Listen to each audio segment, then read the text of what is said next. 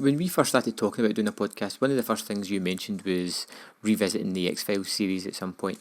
And that was something that sparked my interest because it was a show that when it first came out, it was everywhere and I watched it as well. But then it started to change channels. I think it went from like BBC Two to Sky, and I kind of lost touch with it. So I had only ever seen the first 3 or 4 seasons, and I haven't seen much beyond that. And I remember really liking it and wanting to revisit it at some point. This just gave me the spark, the ignition to go ahead and just delve straight into it. And I remember when this first hit, it was everywhere. Literally, it was like a global phenomenon. The X-Files pretty much just took over the planet. So much so that there was like comic book series and things like that I got as well that I quite liked. But I know you're definitely, out of the two of us, you are a huge X-Files fan. So do you want to let everybody know how you came about and your first experiences with the series as a whole? Absolutely, yeah. I mean, I was there from day one, basically. So the first episode was broadcast on BBC television, and that was it. I just loved the characters, Mulder and Scully. I was drawn into these two characters who were both, in their own way, outcasts, and I think I related to that because I hated school. I never really fit in at school, and Mulder was, he was the kind of character that I guess I felt some kind of affinity with. But beyond that, it was just really good storytelling, because sci-fi back then, you had to kind of be a nerd to be into it. But X-Files kind of made science fiction cool. It made it acceptable in many ways to be a nerd, to be a geek. And a lot of the shows we have today really owe a debt to the X-Files. We wouldn't have the shows we have today if it wasn't for the X-Files, and people forget that. It's going to be a novel event for me because the last time I watched it was when it was first run on TV, and I haven't seen it since then. And I never, like I said, only made it to about season 4, so it's almost like a fresh take on it again. So the format for the show that we've worked out is we're going to break it down and do an episode per episode of the podcast. So if you're at home and you're wanting to get right back into the X-Files, you can watch along with us and listen to the podcast afterwards and let us know your thoughts. You can get to us through the usual social media. There'll be links below in the notes, the show notes. And Brian, have you got a sort of quick synopsis of this episode? Yeah, I mean, obviously this is the episode that kicks it off. It's simply titled Pilot because it was the pilot episode, and it simply puts Mulder and Scully together on their first case. Scully is assigned to the X-Files, of which Mulder is already the lead investigator, the only investigator, in fact. He's been buried in the FBI basement. That's where they want to keep him. And he investigates these things called the X-Files, which are basically unexplained phenomena, unsolved cases that deal with the paranormal. Mulder is a very good agent, a very good serial killer profiler, but once he found these X-Files, he kind of latched onto them and became a bit of an outcast as a result. Now, he believes that his sister was abducted by aliens, and so he has this crusade, essentially, to prove the existence of aliens and basically the government's involvement in it. As a result, Scully is assigned to debunk these X-Files. She is sent in there essentially as a bit of a mole, but whether she continues to act in that way, of course, will be revealed throughout the series. But in this episode, they're given their first case together, which deals with some abductions. Some teenagers are being abducted in this forest, and Mulder believes it's an alien abduction kind of case, and Scully does not. She is a woman of science, and he is someone who is more prone to just go with his gut, go with his instinct, and whatever far out kind of theory he can come up with. And that's really the setup for the whole series. So yeah, that's pretty much the episode. It's very hard to say, hit the mat running with a pilot episode, because you need to say introduce all the characters. You need to set up the sort of long story in it as well, and how the characters are going to work their relationships and things like that. And what I found very interesting about this one is it doesn't actually open with any of the main characters whatsoever. It opens with the story of this episode, the abduction or the disappearance of and the murders of these kids. Yeah. So the opening shot is you've got the girl running through the woods. You know, there's a bright light, someone appears, and then it sort of cuts to a dead body in the woods and the police there. And, you know, they say it's happening again. You know, it just starts off with this mystery. So you're already hooked, wanting to know what the hell is going on here. This is just so weird. And it was kind of unlike most things that you'd seen on the TV, when definitely at the time it came out. But even now, it felt fresh and it felt original.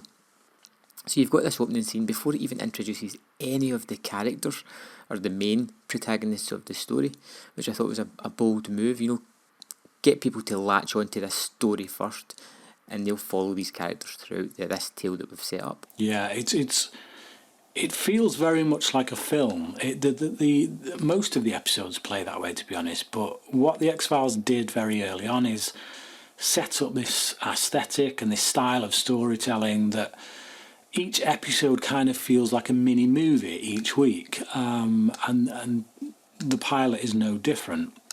The way we're introduced to Mulder and Scully after this scene, again, it feels very Silence of the Lambs inspired, and Scully herself was very much inspired by the character of Clarice Starling.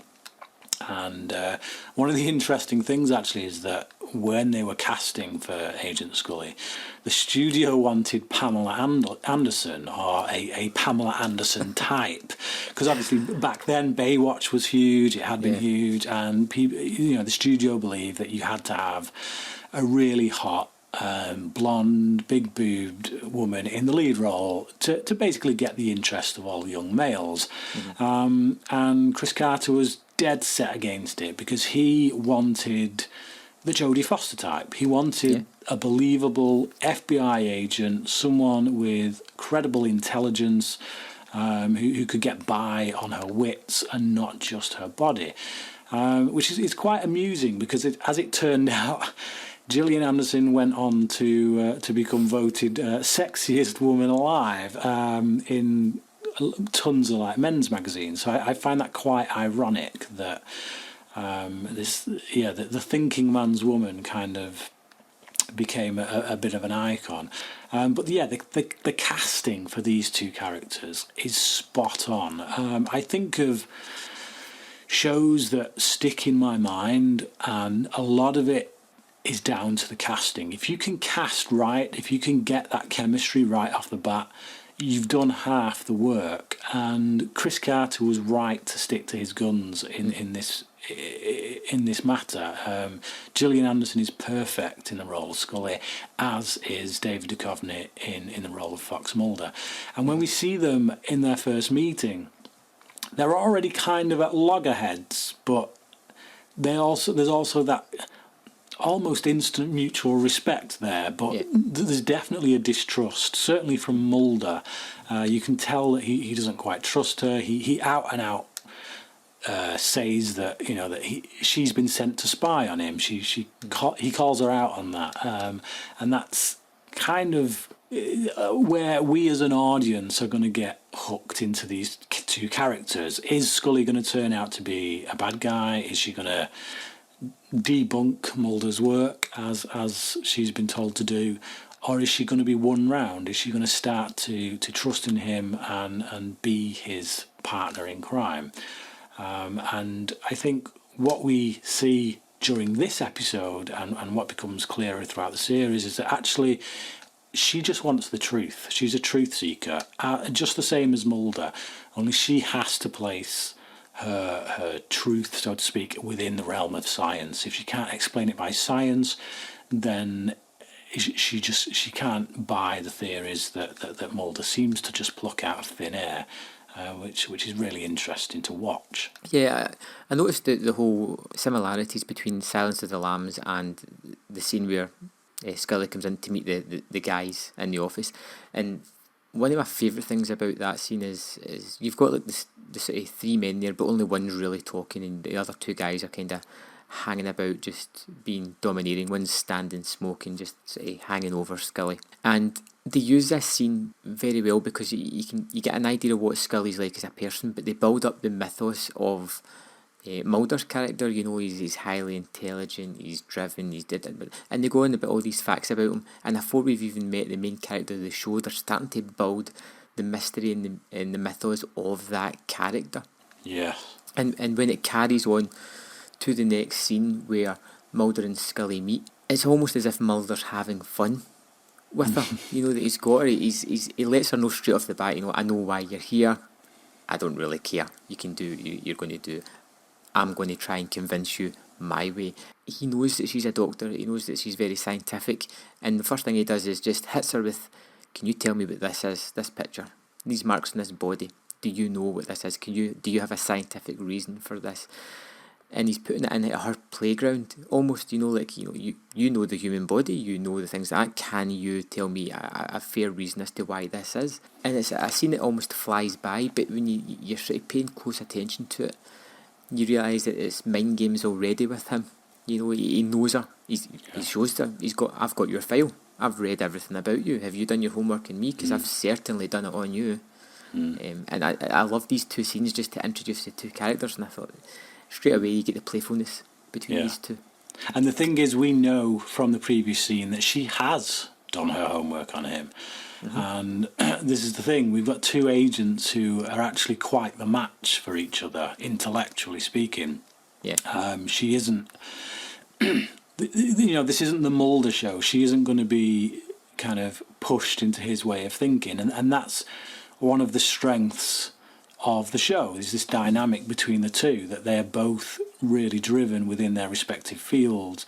And in many ways, Scully can explain a lot of the phenomenon that Mulder encounters through scientific methods, which often leaves you thinking, well, actually, is she right? Does she have the answer here?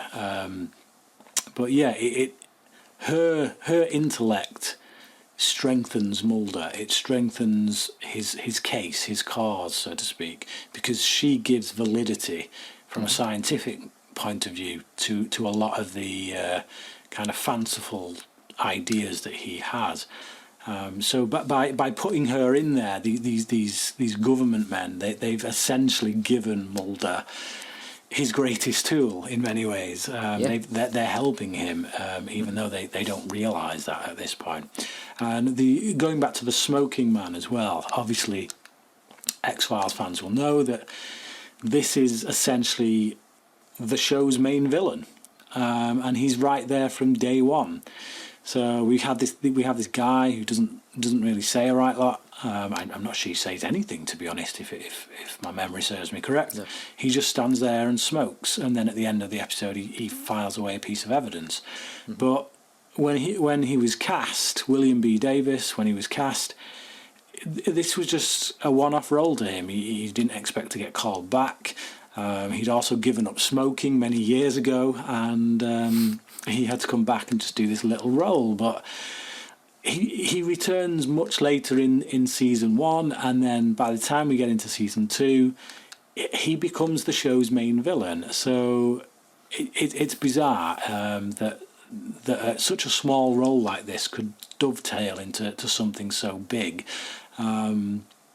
But yeah, it's good to see it, because it's nice to know that actually the villain of the piece, the man behind all the conspiracies, is right there at the beginning. He's right there from day one in the first episode, and I just love that touch. Whether it was deliberate or not, I think probably not, but it just worked out to be that way, which was, I guess, a happy accident. And then from there, they move to the plot of this first episode, the mystery. They start to travel to the small town to see what's going on, and in between that they have a plane trip where things go awry for a brief moment, and you see the sheer panic on Scully as she freaks out a little bit, and there's Mulder just lying back in the chairs, just like excited by what's going on. What is really happening here?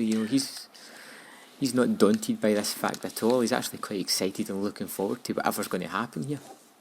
It's just a small transition scene that I thought, I really quite like that. I like the fact that he's just lying there, just not caring.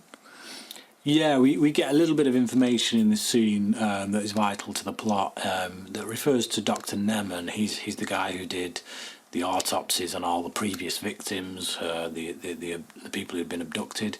But it's not wasted. It's not just exposition. As you say, we get these little character moments, and X-Files has always been good for that.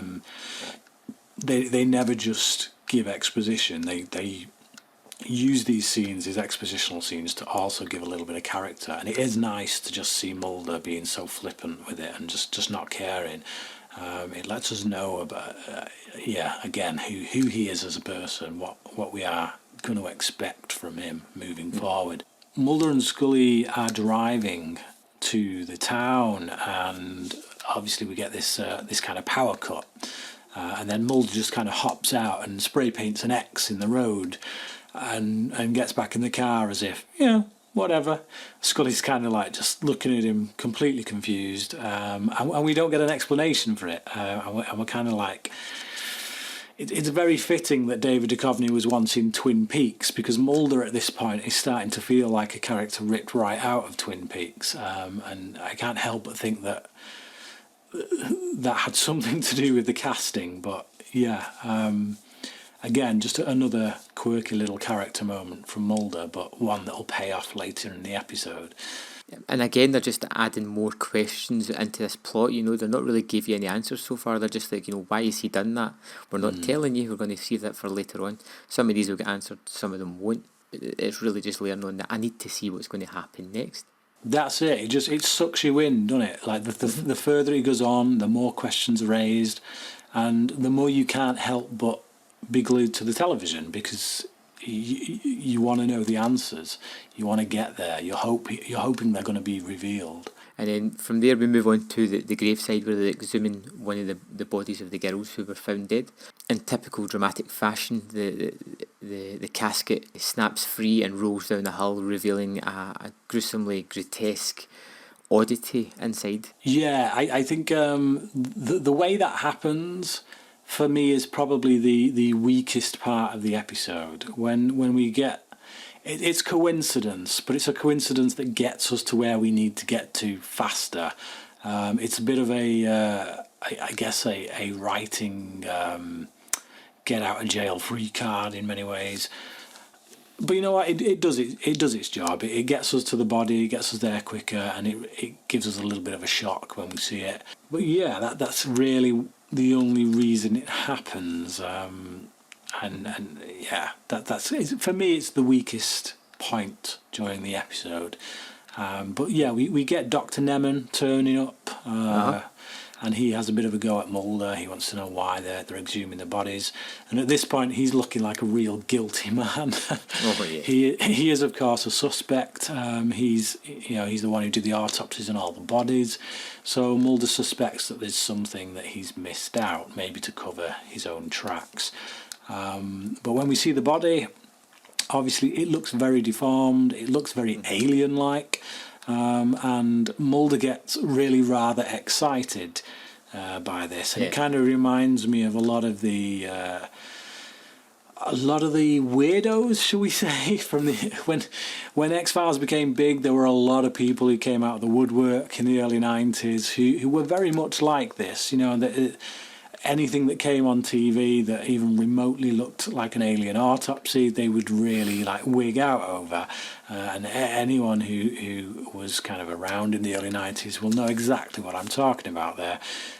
But yeah, Mulder does come off at times as maybe a little bit too out there. He's so quick to determine that this body is an alien that it does kind of harm him, I think. Scully, being the more rational one, actually comes up with a fairly reasonable answer, which is that this is just a prank, someone playing a sick joke, and that it will probably just turn out to be the corpse of an orangutan or some kind of ape. We don't really get an answer to that, do we? at the end it's just kind of pushed aside. It's just a prank. But well, all the evidence is taken, isn't it? All the evidence is destroyed. And it's just kind of, it makes you wonder, like, where would somebody just get an orangutan? Why not like a dog or something like that, or something to weigh the casket down if that's what they're wanting. But, yeah. I mean, orangutans, they don't grow on trees. Hang from them maybe, but yeah. Okay, so from there we go to the mental hospital where we meet the rather Peggy and Billy. Yeah, the vegetable-like Billy Miles, who, if I'm not mistaken, was linked to, was one of the abductees or something. I can't quite remember. I know he has the marks, I think. Yes. So I'm not quite sure. They were all, I think they were all, the people who have died, and those two were all in the woods partying. Oh, yes, they were all out there together, weren't they? That's it. Yeah. Okay. And then since whatever happened, Billy Miles has just been a bit of a vegetable. What do you think of Mulder's tactic of riling up Peggy Odell? He says to the doctor that he wants a full workup on Peggy, and then she goes a little bit nuts, and that's when her nose bleeds. It's kind of it reveals the lengths that Mulder will go to at times. It's not a particularly kind act from. Yeah, I didn't pick up on that at all. I didn't pick up as it was manipulative. I just took it as he just wanted as much information as he can. Right. Okay. Yeah, I didn't take it as he was manipulating the situation. He was that excited, or he's just so hyper like he is. He just, get me all the information. I want a full workup. But I suppose you're right. He should ask for both of them, if it was that case. But as soon as she ends up on the ground, he's right on top of her, just checking. Yeah. Everybody else is trying to help her or hold her down. He's lifting her top. It's like he wanted to get that rise out of her so that he could examine her. It's just, to me, that's just the way it plays. I mean, I don't know if that's necessarily what we're meant to get from it, but I've always got that from it, whether I'm just reading that into it. But whenever I've seen that scene, I've always thought, actually, you know what? That's pretty harsh. Mulder, you're a bit of a douche there. But it's only because of the way Duchovny plays it that he kind of, you can get over that, and he doesn't become a hateful character. But in someone else's hands, maybe, I don't know. Maybe, but like I say, maybe I'm reading too much into it there. No, you could be right, because as soon as he finds the dots, he just gets up and walks away. He's done, right? Like, I've got that clue, I'm out of here. Yeah. And just leaves him to it.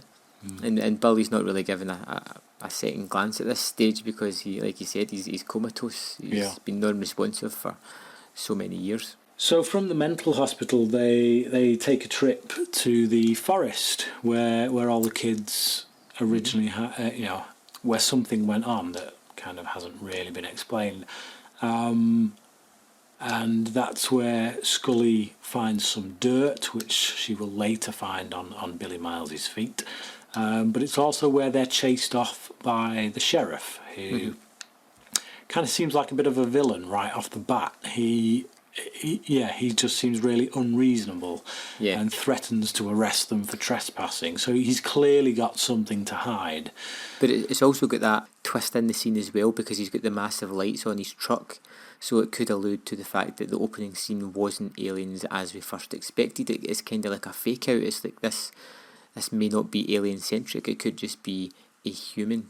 That's a misconstrued opening. Yeah, that's it. Because the lights come through the tree, and he walks up through the bushes like the opening character does as well. Yeah, absolutely. I didn't actually pick up on that this time around. I know I have thought that in the past, but I guess when you see these things as often as I have, certain things just kind of, they go into the ether after a while. But yeah, it's definitely sets up that conceit that maybe, just maybe, this isn't aliens after all, and that it's a very human monster at the centre of it all. And it's the thing as well, when the sheriff turns up and says, like, these are private property, these are woods, get out of here, you can't be here.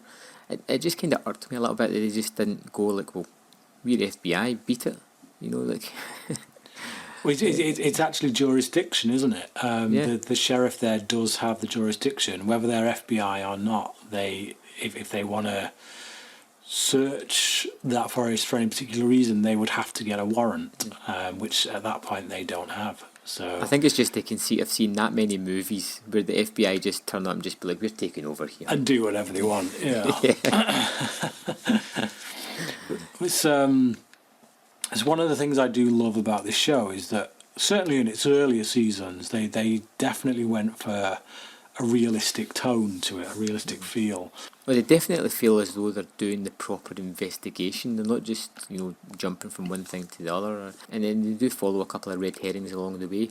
So after they've been to the woods and they've met the sheriff, they end up... Well, after this scene, they are going back to the hotel in their car, and that's when they break down again. Yeah, so this is where we learn why Mulder marked an X in the road, because it turns out they're in that same spot. So clearly this is an area that has UFO activity. At least that's what Mulder is trying to sell it on at any rate. And he points out that when they broke down and they saw a flash of light, he looks at his watch and it's moved on 9 minutes since like a couple of seconds ago when he'd looked at it. So they've lost time. So something has happened within 9 minutes that they don't know about, and to them it just feels like seconds. At least that's what Mulder believes anyway. And it seems to hold water when you look at some other things that have gone on, which we'll get to. And it gives you a rare answer in this episode. It tells you why he put the cross in the road, and in typical X-Files fashion, opens up about a dozen more questions for you to struggle to answer as well. We'll answer one, but we're going to give you a load more. What happened in that time? It leads into, I think it's the next scene when they're at the motel. Yeah. But it also opens up things that will happen later in the series, because this loss of time that they experience here, this isn't something that they never touch on again. It will come back throughout multiple episodes. So they're sowing seeds there. And then it goes to the motel, and you have Scully, I think, is getting ready for a shower, I think it is. Yeah. She gets some bites. Yeah.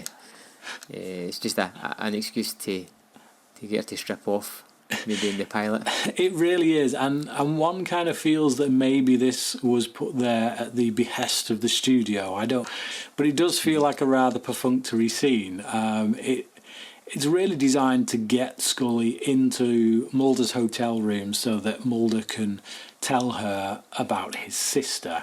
But I'm sure they could have thought of multiple ways of getting them together in order to do that. So yeah, it feels like a little bit of titillation for the sake of it. And I guess at this point in the season, obviously this being the first episode, they wanted to set up the idea that maybe these two could eventually get together. Maybe there could be something between them that is sexual. So yeah, it does its job. Yeah, I mean, if you've got a male lead and a female lead, there has to be a will they won't they put in there at some point, because it's mandatory. People just demand that, even though I can't stand those kind of aspects. Absolutely.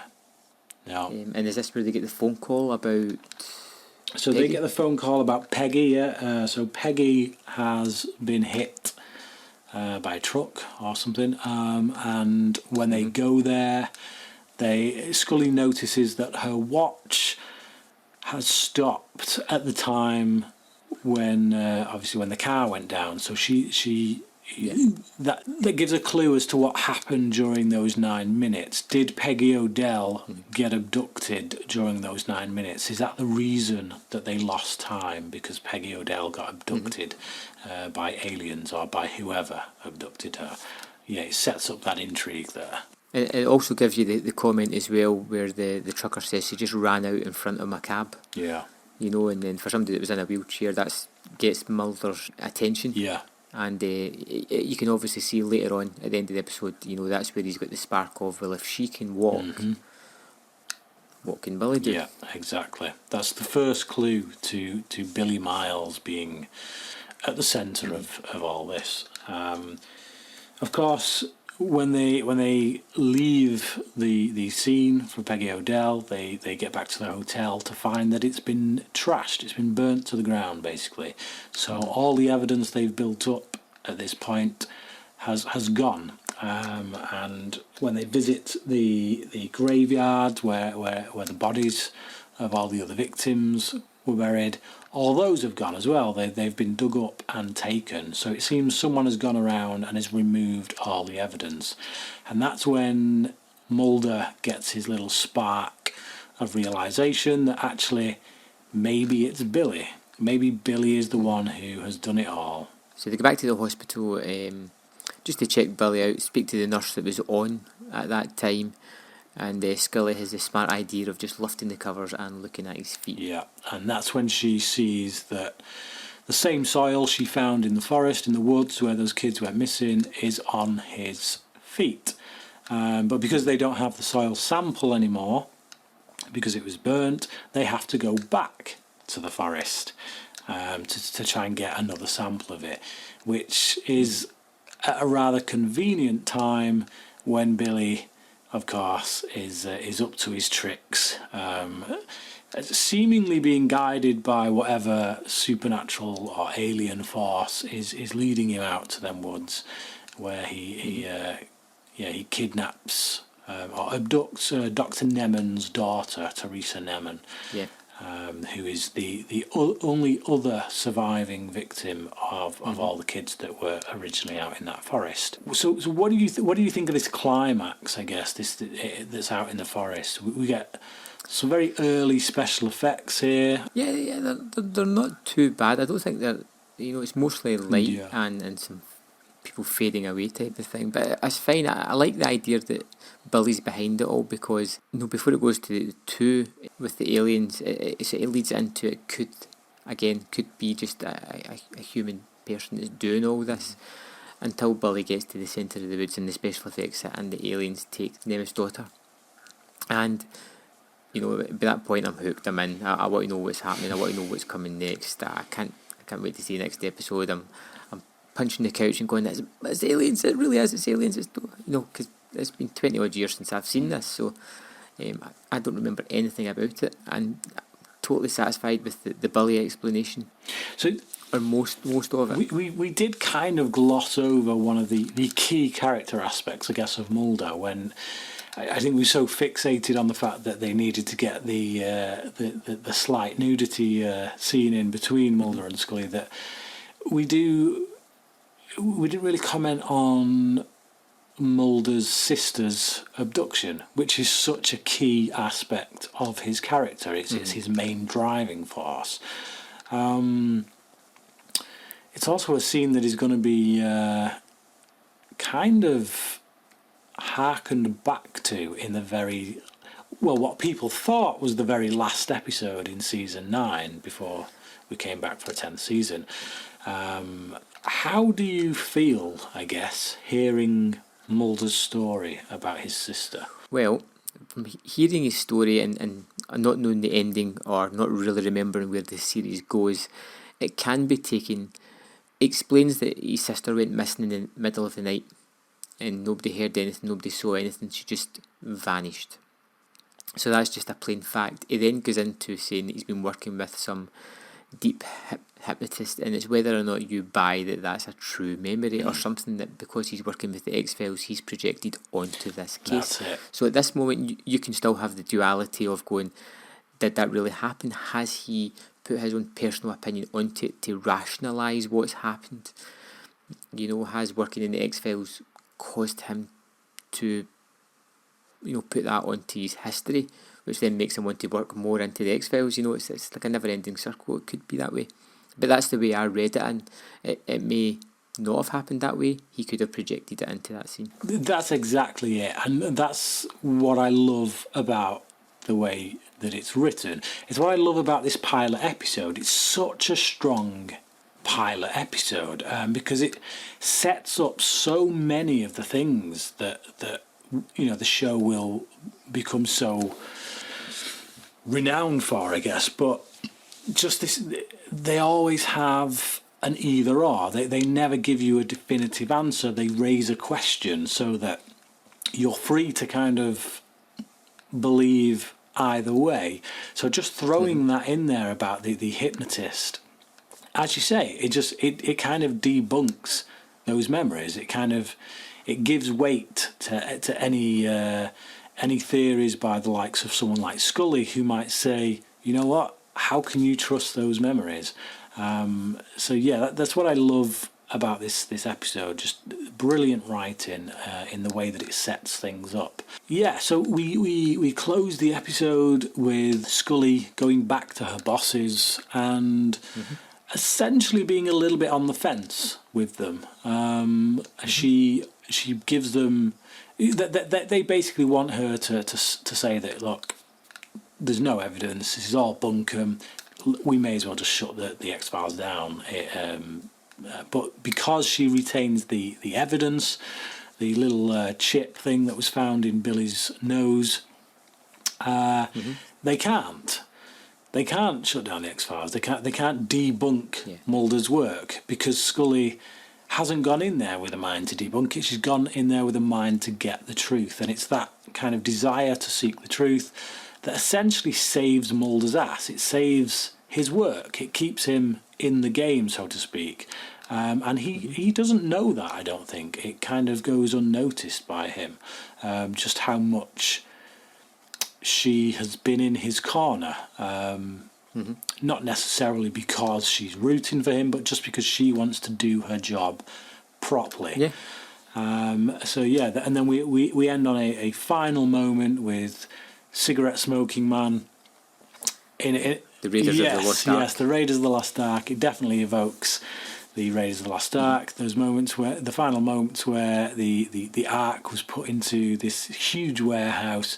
They can't quite go as big as they did with Raiders of the Lost Ark. They are, after all, on a TV budget, but they still do a pretty damn good job of losing this little piece of evidence amongst a whole swathe of probably other bits of evidence that have been lost, in inverted commas, by this shadowy government agent, this cigarette smoking man. Yeah, there's no other explanation. In my mind, I took it as unexplained items that they didn't want the average person to find out about. It was strange things that they couldn't explain was stored here, and I think it's rammed home even more when they close the door and it's got the Pentagon sign on it. You know, like this is government sanctioned. There is people who must know about this. They're just hiding the truth from you. It adds to the mythos again, where like the government people, the people in charge, are hiding things from other people. Yeah. You know, it's a good climax, and even though it is stealing pretty much Raiders of the Lost Ark, you just don't care because it's such a cool scene. You see this wee tray of various other metal things he's putting in here. It fits in with the rest of all the boxes round about, and you just want to know what the hell's in there. Yeah. So who cares if it's like Raiders of the Lost Ark? That's a good scene in that movie. It's a great scene in this TV show. Yeah, well, I mean, the X-Files is famous for evoking a lot of big movies. I mean, we'll get a little bit further down the line and we're going to see essentially a remake of The Thing, John Carpenter's The Thing. And it is one of the best X-Files episodes, to be honest, but we'll get there when we get there. But yeah, X-Files is definitely famous for evoking a lot of high-profile movies, classic movies, and it does so with relish. It does so in a way that is very pleasing for the viewer, I think. It puts a new spin on things and makes it its own.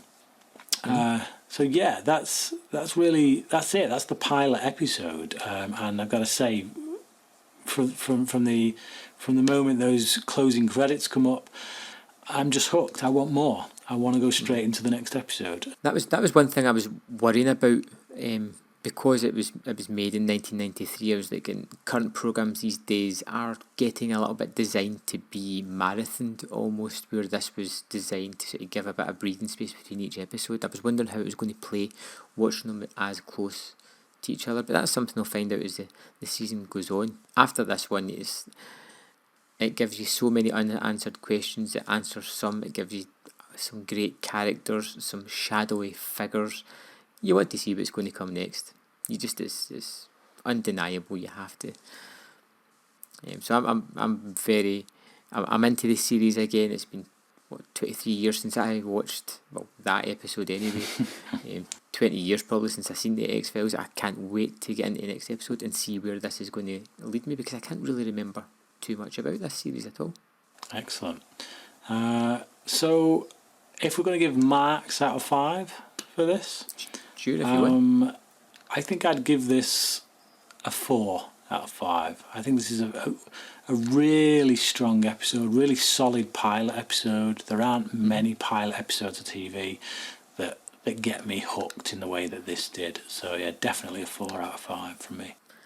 Yeah, I'd probably go 4.5 out of 5. I was really impressed with it. There's a couple of slight niggles, but I think there's so many scenes that have a lot more going on than what's just in the surface, which is unusual for TV. You know, it's usually say A to B to C, whereas this may have sort of A to B to C, but underneath it, there's something there, something a little bit more tangible as well. So great episode. I can't wait to go on to the next one. Excellent.